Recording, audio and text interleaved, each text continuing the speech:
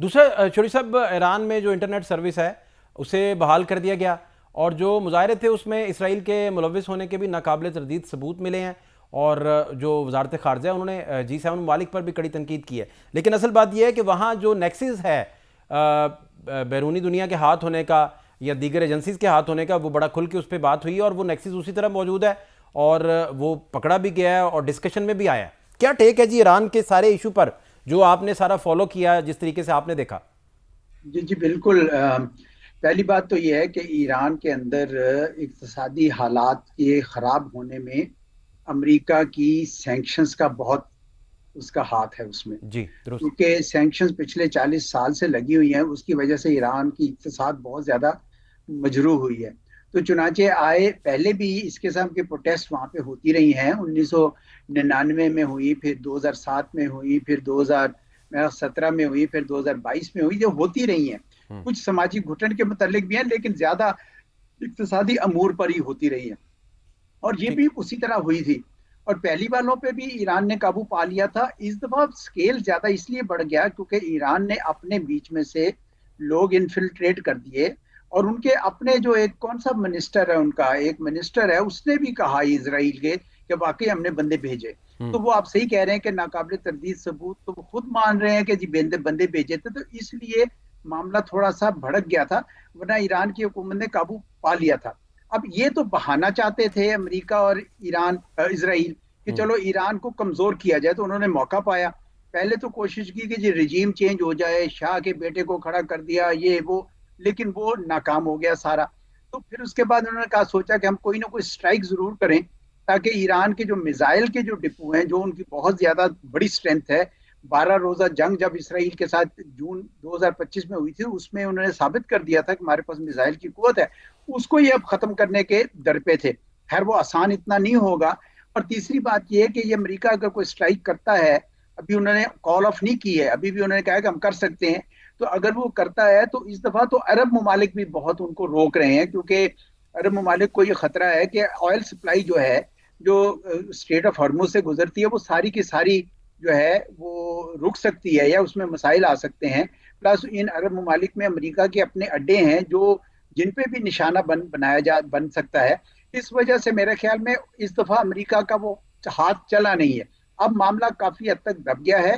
ताहम ताहम मैं ये जरूर कहूंगा फाद साहब सर सर। कि ईरान की जो हुकूमत है उसको अब कोई स्ट्रक्चरल रिफॉर्म्स करनी पड़ेंगी अपनी इक्तिसाद को बेहतर करने के लिए, क्योंकि ये प्रोटेस्ट सिर्फ पोस्टपोन हुए होंगे, ये दोबारा आ जाएंगे अगर इन्होंने कोई इसके साथ उसका कोई हल ना निकाला। और जिस तरीके से आप बड़ी तेजी से बात हो रही है कि हल ये निकालने की कोशिश कर रहे हैं कि जो चीन है और रूस है और दूसरे ममालिक उनके साथ मिलकर नॉन यूएस डॉलर में, यानी यूएस डॉलर में अपनी ट्रांजेक्शन्स करने की बजाय किसी और में हम ट्रांजेक्शन्स करें। तो अगर ये मामला उस तरफ जाता है तो ईरान के लिए थोड़े से आगे से आसानियां पैदा हो जाएंगी। अच्छा, दूसरा चौधरी साहब, ये इन सेंक्शंस के बावजूद भी ईरान वहाँ से कैसे वापस उठे, अपनी इक्तिसादी मामलात को दुरुस्त भी करे, और दूसरा ये फिर रजीम चेंज ही की बेसिकली अटेम्प्ट थी दोबारा से, और अगर खुदा न खास्ता ऐसा होता है तो पाकिस्तान के उस पर असरात पे बहुत सारा डिस्कशन भी हुआ। आप किस नज़र से इसे देखते हैं? देखिए, जो पाकिस्तान तो रजीम चेंज के खिलाफ है। जब दुरुस्त बात। अरब स्प्रिंग हो रही थी और बहुत से अरब अरब मुल्कों में अफरा तफरी डाल दी गई, तो भी पाकिस्तान ये कहता था कि जनाब हम रजीम चेंज के बाहर की ताकत से खिलाफ हैं।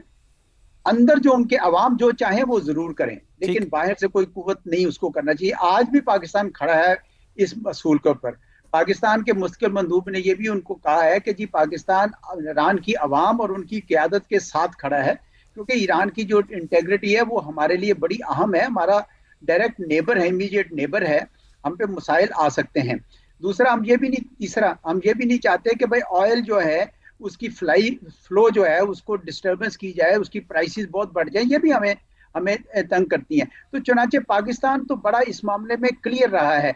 और मैं आपको आपने कहा कि ईरान सैंक्शंस उठवाए बगैर कैसे चल सकता, मैंने आपको सर। पहले ही किया है कि उनकी नीयत और ख्वाहिश तो ये होगी कि ये युआन में या किसी और करेंसी में मामला तय करने शुरू हो जाए, तजारत उस तरफ चली जाए। अमेरिका को ये बहुत संजीदा खतरा है कि अगर उन्होंने ये काम ना किया, अपने आप को ये इस तरह का जो एग्रेसिव पोस्चर है जो उस वक्त उन्होंने ना रोका, तो बहुत सारे ममालिक इस वक्त सोच रहे हैं कि ये डॉलर से हट जाएं।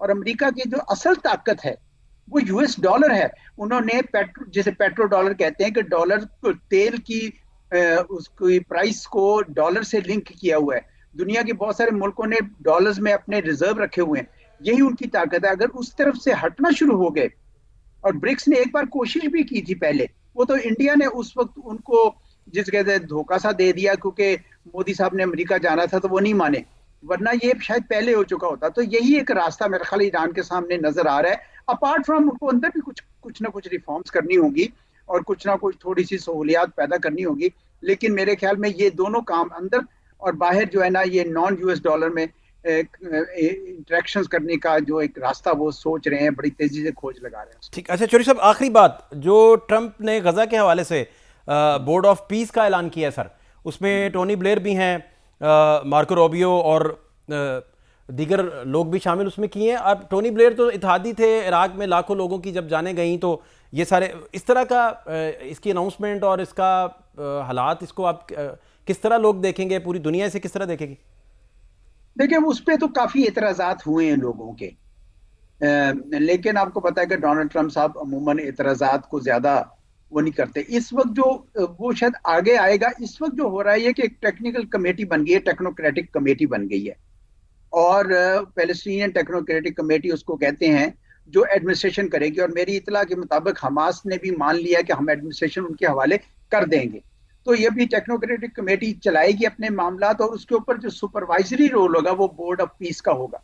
बीच में एक और मामला भी जिसके ऊपर अभी बात यानी कोई तय नहीं हुई, वो ये है कि स्टेबलाइजेशन फोर्स जो है वो कैसे काम करेगी, क्योंकि पाकिस्तान जैसे ममालिक जो थोड़ा इस बारे में फिक्र रखते हैं कि भाई ये आप स्टेबलाइजेशन फोर्स लगा दें और दूसरी तरफ हमास जो है वो डिसआर्म ना हुआ हो और इजरायली फोर्सेस ने विड्रॉ ना किया हो, तो ये स्टेबलाइजेशन फोर्स तो दोनों क्रॉस फायर में फंस जाएगी।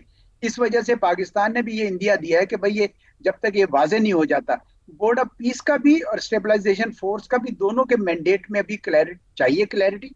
लेकिन ये जो टेक्नोक्रेटिक कमेटी है, अलबत्ता ये देखेंगे कि आइंदा आने वाले हफ्तों में और माह में क्या ये काम करते हैं, किस तरह का काम करते हैं। अगर वो कोई कमन लाने की कोशिश करते हैं और वहां पे कोई थोड़ी सी तब्दीली बेहतर आती है, तो मेरे ख्याल फिर उसकी अगली फेज आ जाएगी। ये बहरान का मामला था, उसमें जनूबी एशिया में बड़ा इंसानी खतरा ये बन सकता है, और भारत ने जो है सिंतास मुआहदा मुअत्तल करके जो बैनुल अक़वामी क़वानीन है उनकी खिलाफवर्जी भी की है। अमरीकी जरीदे ने बड़ी डिटेल सर इस पर रिपोर्टिंग की है और फैक्ट्स को सामने रखा है। एक तो मैं चाहूँगा कि इससे शुरू कर लेते हैं, बाद में फिर ईरान की सूरत हाल और दीगर कुछ मामला भी आपसे सर रहनुमाई चाहिए होंगे। जी बिल्कुल, ये पानी का मामला जो है ये बहुत ही संजीदा है पाकिस्तान के लिए, और पाकिस्तान की नेशनल सिक्योरिटी कमेटी तो पहले ये कह चुकी है कि अगर पानी रोका गया या उसको डाइवर्ट किया गया जी, तो ये ठीक नहीं होगा, ये एक्ट ऑफ वॉर होगा। तो हमारे लिए बड़ा संजीदा है। मैं बल्कि एक और आर्टिकल देख रहा था, विवेक काटजू साहब ने भी उनके लिखा हुआ था। वो कहने लगे जी पाकिस्तान को तो हम ये पूरे सिस्टम में से 80% पानी जाता है, भारत को वैसे 20% आता है, तो इसलिए मतलब वो एक ग्राउंड बना रहे हैं अपने मुल्क की जो पॉलिसी है उसको जस्टिफाई करने के लिए। लेकिन हकीकत यही है कि एक एग्रीमेंट हुआ है, उस एग्रीमेंट को ऑनर करना है आपने। ठीक। और लोअर राइपेरियन हमेशा सेंसिटिव होते हैं इस मामले में, क्योंकि पानी से ही सारी जिंदगी और मौत का यानी जुड़ा हुआ है मामला। इस वजह से पाकिस्तान ने बड़े संजीदगी से लिया है। मेरा ये ख्याल है कि कोई किसी स्टेज पर कोई बैक चैनल खोलनी पड़ेगी भारत के साथ, कि जिसमें ये मामला तय करना पड़ेगा, क्योंकि भारत ने पिछले साल 2 खतूत लिखे थे हमें, पिछले साल नहीं 2024 में जी। और उसमें उन्होंने कहा था कि देखिए 1960 के बाद से बहुत वक्त गुजर गया है, तो कुछ तब्दीलियां करने की जरूरत है, ट्रीटी रिवाइज करें। पाकिस्तान उसको नहीं मानता, पाकिस्तान कहता है कि आप इंडस वाटर्स कमिश्नर्स की मीटिंग में पेश करें।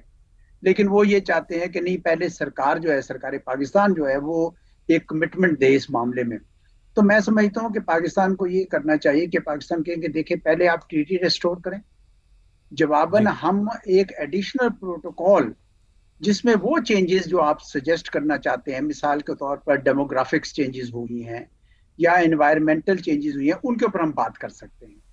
तो ठीक। ट्रीटी जो है ना उसको इस वक्त खोलना जो है ना वो तो बहुत ही खतरनाक होगा। तो ये पाकिस्तान का मौकफ दुरुस्त है, लेकिन पाकिस्तान को ये फ्लेक्सिबिलिटी जरूर दिखानी होगी कि बाकी मामलात पर आप साइड पे बहस कर लें, और वो कहीं ना कहीं उसको किसी और तरीके से एडिशनल प्रोटोकॉल से या एडेंडम के तौर पर उसको जोड़ा जा सकता है ट्रीटी के साथ। जी। ठीक।